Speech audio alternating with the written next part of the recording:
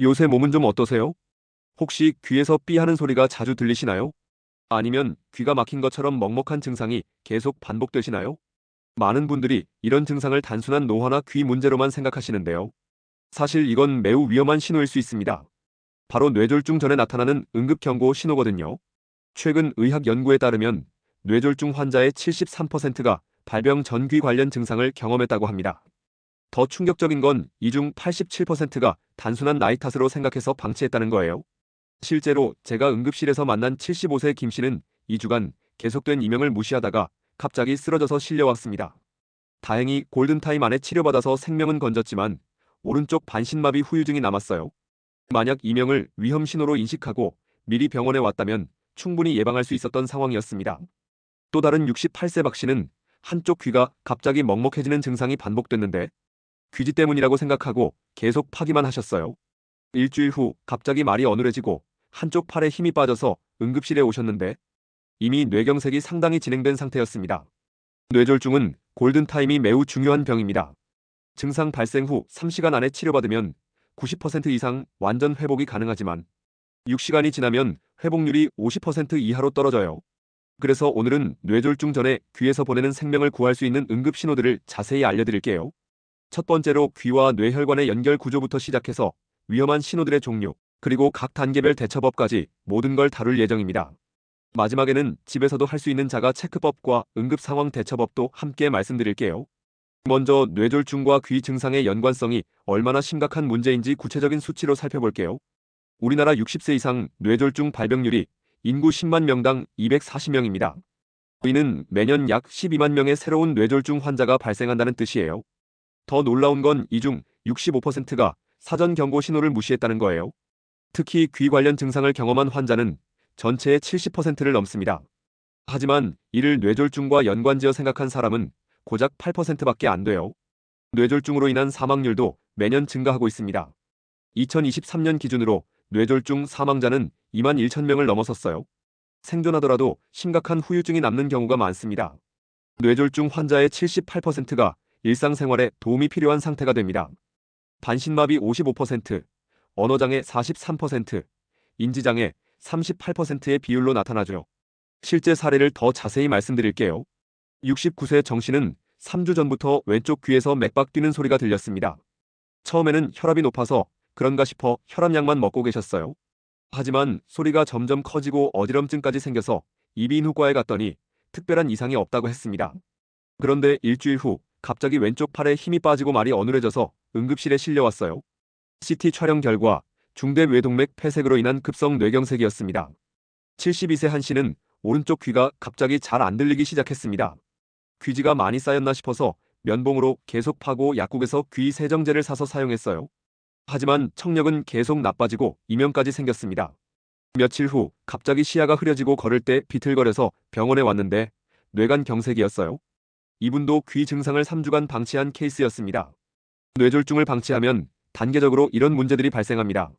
1단계에서는 미세한 혈관 손상이 시작되면서 귀에서 가벼운 신호가 나타납니다. 2단계에서는 혈류 장애가 심해지면서 이명이나 청력 저하가 뚜렷해집니다. 3단계에서는 뇌혈관 폐색이 진행되면서 어지럼증이나 균형감각 이상이 추가됩니다. 마지막 4단계에서는 완전한 뇌졸중이 발생하면서 반신마비나 의식 저하가 나타나죠. 경제적 손실도 엄청납니다. 뇌졸중 환자 한 명이 평생 지출하는 의료비가 평균 1억 2천만 원을 넘어요. 재활치료비까지 포함하면 2억 원 이상 들기도 합니다. 더 큰 문제는 가족들의 간병 부담이에요. 뇌졸중 환자 가족 중 64%가 직장을 그만두거나 근무 시간을 줄여야 합니다. 많은 분들이 가지고 계신 잘못된 상식들도 문제예요. 이명은 나이가 들면 당연히 생기는 거라고 생각하시는 분들이 많은데 이건 완전히 틀렸습니다. 갑작스럽게 생긴 이명이나 한쪽 귀에만 나타나는 이명은 반드시 검사받아야 해요. 또 귀가 먹먹한 건 귀지 때문이라고 생각하시는 분들도 많지만 뇌혈관 문제일 가능성도 있습니다. 특히 감기나 알레르기 같은 다른 원인 없이 갑자기 귀가 막히는 느낌이 든다면 더욱 주의해야 해요. 잠깐, 여기서 중요한 걸 놓치면 안 돼요. 귀와 뇌혈관이 어떻게 연결되어 있는지 정확히 알아야 위험 신호를 제대로 파악할 수 있거든요. 의학적으로 보면 귀는 단순한 청각기관이 아닙니다. 뇌에는 달팽이관과 전정기관이 있는데 이 부분의 혈관들이 뇌혈관과 직접 연결되어 있어요. 특히 뇌이동맥은 뇌기 저동맥에서 직접 분지되는 혈관입니다. 뇌혈관에 문제가 생기면 뇌이동맥의 혈류도 함께 영향을 받게 되죠. 최신 의학 보고서에 의하면 뇌이는 뇌에서 산소를 가장 많이 소모하는 부위 중 하나라고 해요. 그래서 혈류 공급이 조금만 부족해져도 즉시 증상이 나타납니다. 첫 번째 메커니즘은 혈관 경직입니다. 나이가 들면서 동맥벽이 두꺼워지고 탄력을 잃게 돼요. 이렇게 되면 혈관이 수축과 이완을 제대로 못하게 되고 혈류 조절 능력이 떨어집니다. 특히 뇌이동맥은 직경이 매우 작아서 다른 혈관보다 막히기 쉬워요. 혈관이 50% 이상 좁아지면 이명이나 청력 저하가 나타나기 시작합니다. 두 번째는 혈전 형성입니다. 고혈압, 당뇨병, 고지혈증이 있으면 혈관 내벽에 손상이 생깁니다. 손상된 부위에는 혈소판이 달라붙어서 작은 혈전을 만들어요.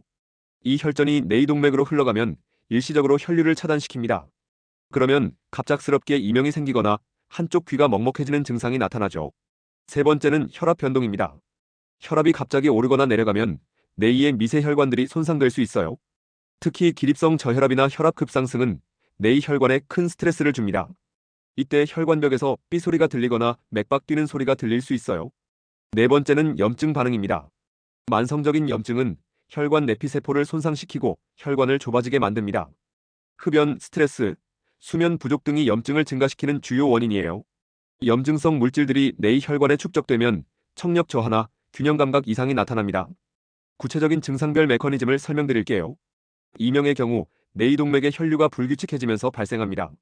정상적인 혈류는 일정한 압력과 속도를 유지하는데 혈관이 좁아지거나 막히면 난류가 생겨요. 이 난류가 고막을 통해 소리로 전달되는 게 이명입니다. 특히 맥박성 이명은 혈관 협착이 심할 때 나타나는 위험한 신호예요. 청력 저하는 달팽이관의 유모세포가 산소 부족으로 손상되면서 생깁니다. 유모세포는 한 번 손상되면 재생이 어려워서 빠른 치료가 중요해요. 갑작스러운 청력 저하는 뇌이동맥의 완전 폐색을 의미할 수 있습니다. 귀 먹먹함은 중이와 뇌이의 압력 조절 문제로 발생합니다. 전정기관에 혈류 장애가 생기면 평형 감각을 담당하는 신경에 문제가 생겨요. 그러면 귀가 꽉 막힌 느낌이나 물이 찬 것 같은 느낌이 듭니다. 어지럼증은 전정기관의 혈류 부족으로 나타나는 증상입니다. 전정기관은 우리 몸의 균형을 잡는 역할을 하는데 산소 공급이 부족하면 기능이 떨어져요. 회전성 어지럼증보다는 비틀거리는 느낌이나 쓰러질 것 같은 느낌이 더 위험한 신호입니다. 연쇄 반응도 중요합니다. 뇌이에 혈류 장애가 생기면 뇌간의 청각신경에게도 영향을 줍니다. 뇌간은 생명 유지에 필수적인 호흡, 심장 박동, 혈압 조절을 담당하는 부위거든요. 그래서 뇌의 증상이 있을 때 뇌간 기능도 함께 확인해야 합니다. 개인차가 생기는 이유는 혈관 구조의 차이 때문입니다. 이제 더 중요한 내용을 말씀드릴게요. 뇌졸중 전 귀에서 보내는 위험 신호를 조기에 발견하고 대처하는 구체적인 방법들입니다. 단계적으로 차근차근 설명드릴게요. 1단계 기초 위험 신호 인식법 60세 이상도 쉽게 파악 가능. 가장 기본이 되는 것은 위험한 귀 증상을 정확히 구별하는 능력입니다. 일반적인 노화로 인한 증상과 뇌혈관 문제로 인한 증상은 분명한 차이가 있어요. 위험한 이명의 특징부터 알려드릴게요. 갑작스럽게 시작된 이명은 특히 주의해야 합니다. 며칠 사이에 갑자기 생긴 이명은 혈관 폐쇄 가능성이 높아요. 한쪽 귀에만 나타나는 이명도 위험 신호입니다. 양쪽 귀에 동시에 생기는 이명은 대부분 노화나 소음 노출 때문이지만 한쪽만 생기는 경우는 혈관 문제일 가능성이 커요. 맥박과 같은 리듬으로 들리는 박동성 이명은 가장 위험한 신호 중 하나입니다. 심장 박동에 맞춰서 쿵쿵거리는 소리가 들리면 혈관 협착이나 동맥류를 의심해야 해요. 소리가 점점 커지거나 지속 시간이 늘어나는 것도 경고 신호입니다. 처음에는 조용할 때만 들리던 이명이 시끄러운 곳에서도 들린다면 혈관 상태가 악화되고 있다는 뜻이에요. 위험한 청력 저하의 특징도 있습니다. 하루아침에 갑자기 한쪽 귀가 안 들리는 돌발성 난청은 응급 상황입니다. 48시간 이내에 치료받지 않으면 영구적인 청력 손실이 될 수 있어요. 소리는 들리지만 말소리를 구별하기 어려운 경우도 주의해야 합니다. 이는 청신경이나 뇌간 청각 중추에 문제가 생겼을 가능성을 시사해요. 전화 통화 시 한쪽 귀로는 상대방 말을 알아듣기 어렵다면 즉시 검사받으세요. 귀 먹먹함의 위험 신호도 구별해야 합니다. 감기나 알레르기 없이 갑자기 귀가 막히는 느낌이 든다면 혈관 문제일 수 있어요. 하품을 하거나 침을 삼켜도 시원해지지 않는 먹먹함은 특히 위험합니다. 한쪽 귀에만 나타나고 며칠째 지속되는 경우는 반드시 검사받으세요. 이제부터가 진짜 핵심입니다. 의심 증상이 있을 때 체계적으로 대처하는 방법들을 알려드릴게요. 증상 기록법부터 시작하겠습니다. 귀 증상이 나타나면 즉시 기록하는 습관을 만드세요. 언제, 어떤 상황에서, 어느 쪽 귀에, 어떤 소리가 얼마나 오래 지속되었는지 적어두세요. 혈압도 함께 측정해서 기록하면 더 좋습니다. 혈압 상승과 귀 증상이 동시에 나타나는 패턴이 있는지 확인할 수 있어요.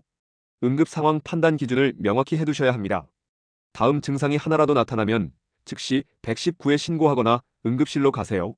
갑작스러운 심한 두통과 함께 이명이 생기는 경우, 한쪽 팔다리에 힘이 없어지면서 귀 증상이 있는 경우, 말이 어눌해지거나 발음이 부정확해지는 경우, 시야에 이상이 생기면서 청력이 떨어지는 경우입니다. 이런 증상들은 뇌졸중이 진행 중이라는 명확한 신호예요. 정기 검진 체계도 만들어야 합니다. 귀 증상이 있으면 먼저 이비인후과에서 기본 검사를 받으세요. 고막 검사, 청력 검사, 평형기능 검사를 통해 단순한 귀 질환인지 확인합니다. 이상이 없다면 신경과나 순환기내과에서 뇌혈관 검사를 받으셔야 해요. 경동맥 초음파, 뇌 MRI, 뇌혈관 조영술 등을 통해 혈관 상태를 정밀 검사할 수 있습니다. 생활습관 교정도 병행해야 합니다. 혈관 건강을 지키는 습관들을 즉시 시작하세요. 금연은 필수입니다. 흡연은 혈관을 수축시키고 혈전 형성을 촉진해요. 금주도 중요합니다.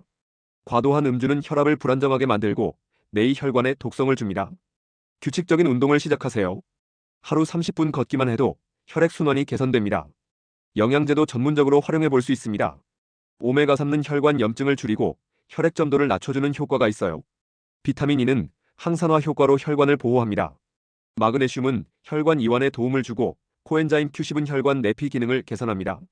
하지만 다른 약물과의 상호작용을 고려해서 의사와 상의 후 복용하세요. 많은 분들이 관리 실패하는 이유를 분석해봤더니 크게 4가지였어요. 첫째, 증상을 너무 주관적으로 판단하는 경우입니다. 별것 아닐 거야라는 생각으로 넘어가다가 큰 문제가 되는 경우가 많아요. 객관적인 기준을 가지고 판단하는 게 중요합니다. 둘째, 검사를 미루는 경우입니다. 바쁘다는 이유로 병원 방문을 계속 미루다가 골든타임을 놓치는 분들이 많아요.